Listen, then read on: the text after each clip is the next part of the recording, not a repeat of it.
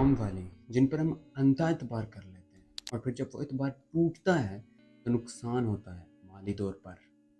और आज की स्टोरी भी कुछ ऐसी ही होने वाली है, बट इसमें नुकसान माल का नहीं बल्कि तो जानों का होगा। और इसी के साथ किरण जैसी लड़कियों की ज़िंदगी तबाह होती है।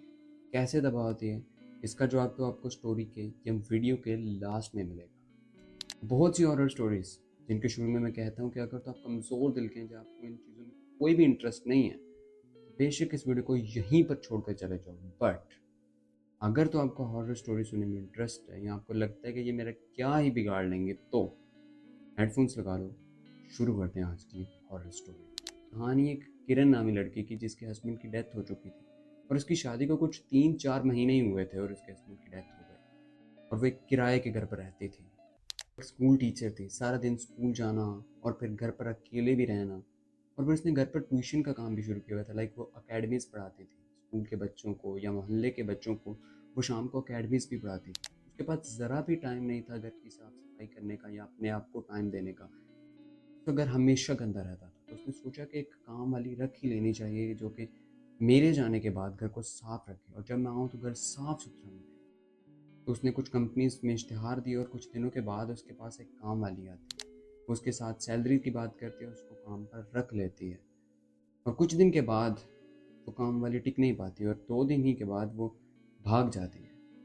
फिर से एक नई काम वाली आती है, उसके साथ सैलरी की बात होती है और वो भी काम करने लग जाती है, लेकिन वो भी 2 दिन से ज़्यादा टिक नहीं पाती। और ये कह करके बीबी जी मेरा काम नहीं चलता, वो वहाँ से चले जाती है।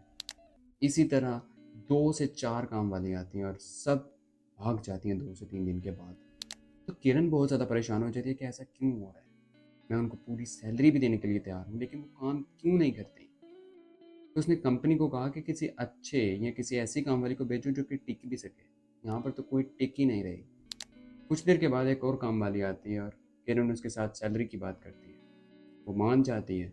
और हैरानी की बात तो ये थी कि जैसे बाकी काम वाली टिक नहीं रही थी, वो टिक गई। लाइक वो काम पर करने पर आमादा हो गई और उसने कई दिनों तक काम जारी रखा। लाइक पिछली जो काम वाली थी वो तो 2 दिन के बाद भाग जा रही थी, लेकिन ये काम वाली टिक रही थी। लाइक इसको 2 से 4 हफ्ते हो चुके थे काम करते हुए। तो एक दिन किरण उससे यूं ही पूछती है कि तुम्हारे से पहले जितनी भी काम वाली आई वो तो भाग जाती थी, तुम में ऐसा क्या है कि तुम भाग नहीं रही। लाइक उनका तो मुझे पता नहीं कि वो क्यों भाग रही थी, लेकिन तुम बताओ कि तुम्हारे साथ ऐसा क्या नहीं हुआ कि तुम अभी तक यहाँ पर। तो वो कुछ ज़्यादा बताती नहीं है कि क्या इशू है। वो जस्ट यही कहती है कि मुझे काम करने की आदत है और मैं भागने वाली नहीं हूँ। अब अपने काम में मसरूफ़ हो जाती है। किरण भी इस चीज़ को जल्दी से इग्नोर कर देती है और अपने काम में मसरूफ़ हो जाती है। लेकिन वो काम वाली सब जानती थी और यहाँ तक वो ये भी जानती थी कि उसके हस्बैंड की डेथ का जिम्मेदार आखिर कौन है।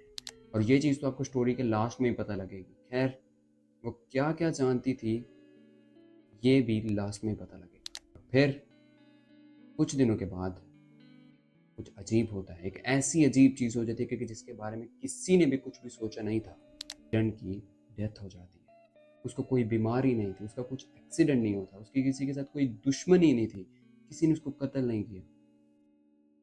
डेथ हो जाती है और इस पर एक बहुत बड़ा पुलिस केस ओपन होता है। लाइक उसके जो उनसे रिलेटिव्स थे, उसके हमसाए थे, वो बताते हैं पुलिस को कि किरण की किसी के साथ कोई दुश्मनी नहीं थी, उसको कोई बीमारी नहीं थी, वो अकेली घर में होती थी, उसको कोई इतनी ज़्यादा टेंशन्स भी नहीं थी। लाइक वो स्कूल में जाती थी, वापस आती थी, एकेडमीज पढ़ाती थी, काम वाली ने काम कर दिया और वो ईजी लाइफ में जी रही थी। तो फिर उसकी मौत क्यों हुई? पुलिस इस पर इन्वेस्टिगेशन करती है।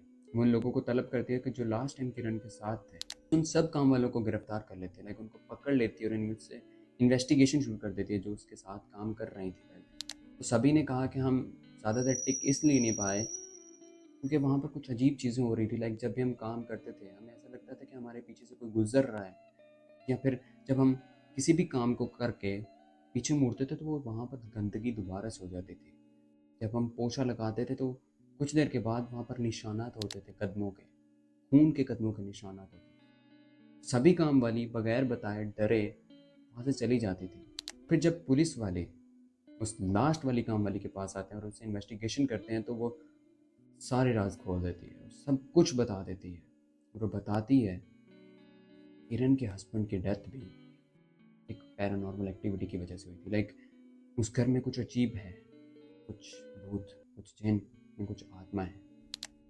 गाइस आपको एक चीज़ बता दूं कि इन चीज़ों का नाम लेने से इन चीज़ें आपके आसपास आ जाती हैं। आपका ताल्लुक चाहे किसी भी रिलीजन से हो, उसमें जो भी इन चीज़ों से बचने के लिए दुआ पढ़ी जाती है उसको पढ़ लें, क्योंकि ये महफूज है। खैर, जब उसे इन्वेस्टिगेशन की जाती है उस लास्ट वाली काम वाली से, तो वो सारे राज उगल देती है।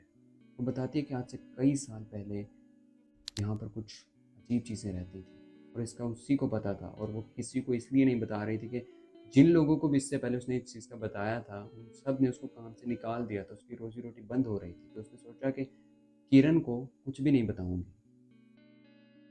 लेकिन ये उसकी गलती थी। और खैर वो सारे राज बोल देती है कि कैसे उसके हस्बैंड की डेथ हुई। उसके हस्बैंड की डेथ किरण के लिए एक वार्निंग थी कि वो इस घर से भाग जाए, लेकिन किरण नहीं गई। और बिल आखिर उन चीज़ों ने, उन पैरानॉर्मल एक्टिविटीज़ ने, कुछ भी, कुछ भूत प्रेत जो भी, उन्होंने किरण की जान ले ली। और जब पुलिस इन्वेस्टिगेशन करती है, उस घर की जांच पड़ताल करती है, तो उन्हें एक अजीब चीज़ पता लगती है कि यहाँ पर कोई एक घोस्ट नहीं है, यहाँ पर बहुत सारी ऐसी पैरानॉर्मल चीज़ें हैं जिन्होंने किरण और उसके हस्बैंड की जान ली। और जैसा कि मैंने स्टोरी के शुरू में कहा था, एक काम वाले की वजह से कोई माली नुकसान नहीं हुआ, बल्कि दो लोगों की जानें चलेंगी, एक किरण और एक उसके हस्बैंड की जान। अगर काम वाली उसको टाइम पर बता देती कि यहाँ पर कुछ पैरानॉर्मल है, वो घर छोड़कर चली जाती और उसकी जान बच जाती, मगर ऐसा नहीं हुआ। किरण की किस्मत में मौत लिखी थी, तो मर गई। आई होप कि आपको ये स्टोरी अच्छी लगी हो या आपको ज़्यादा डर ना लगा हो। लेकिन स्टोरीज़ को सुनने के बाद बहुत सारे लोगों की लाइफ चेंजेस हो जाती है। लाइक उनको खौफनाक ख्वाब आते हैं, उनको नींदें नहीं आती, तो उस चीज़ों को सोचने पर मजबूर हो जाते हैं और वो सोचते हैं कि अगली दफ़े स्टोरी को सुनूं या ना सुनूं। उम्मीद करता हूँ दोस्तों कि आज की हॉरर स्टोरी आपको अच्छी लगी। अगर वीडियो पसंद आए तो वीडियो को लाइक कीजिएगा, और इसी तरह की और भी हॉरर स्टोरीज, इंसिडेंट्स और मिस्ट्री सुनने के लिए चैनल को सब्सक्राइब कर लें।